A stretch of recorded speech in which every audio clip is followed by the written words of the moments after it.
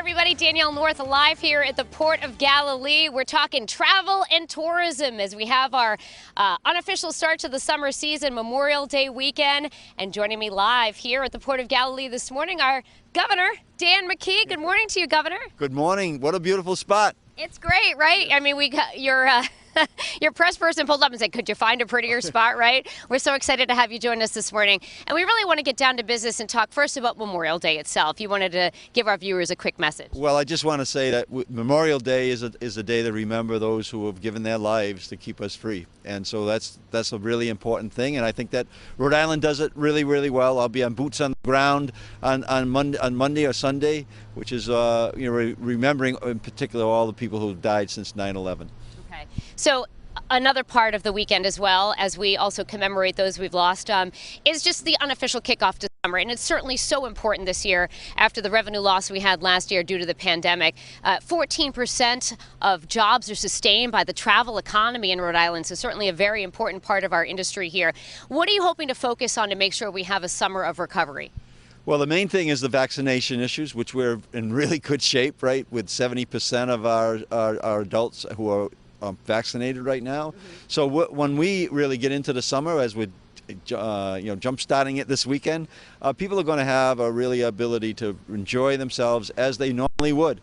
The beaches are going to be fully open, our parking lots are fully open, our restaurants, all our hotels, and people are coming in. We know that the occupancy and the reservation rates are going through the roof. So Rhode Island is going to be this destination for people to drive to and hopefully fly to. Well, speaking of flying to, Kayla Fish was live at TF Green a little while ago talking about the influx of activity we're seeing at the airport. And I understand it's part of your plan at some point to possibly vaccinate travelers, not just, we used to test them for COVID-19, now possibly vaccinate them as they arrive here. We established that we were going to vaccinate people from out of state, a few weeks back. So those plans are in motion. And we want to make sure that people, when they travel here, they're going to be safe. So we'll vaccinate them. One of the things that I know you've made very clear that you want to focus on as governor is helping small businesses grow. And one of the things we also know is we've had a labor shortage, especially with the travel and tourism sector and our hospitality industry. Have you seen improvement with the numbers of people becoming employed to work in this industry over the last few weeks? We're moving in the right direction. We got more to do. One of our main goals over the next 30 days is to make sure that people who are on unemployment get employed. We're working very hard with DLT, with Matt Weldon, and we actually passed legislation. I signed legislation last week that are going to allow people to work more hours, earn more money, and still stay connected to the $300 federal bonus.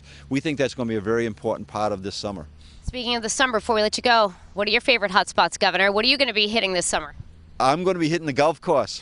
Soon as I get off the 100 days, we have, when people are listening to this from out of state, we have beautiful golf courses in the state of Rhode Island. So not only enjoy the beaches, but and the sailing and the fishing, but also the golfing as well. And then Providence is a cultural center as well. So it's a great place to come. And thank you for doing this today. Oh, we appreciate you joining us. And Patrick Little's a pretty good golfer. Maybe you'll see him out on the links at some point. He's there pretty often. So, Governor, thanks so much for joining us. And we're going to be joined by Lieutenant Governor Matos coming up later this morning on 12 News. We want to talk weather, see how weather is going to be shaping up for the long holiday weekend. So we're going to send things back to you guys in the studio.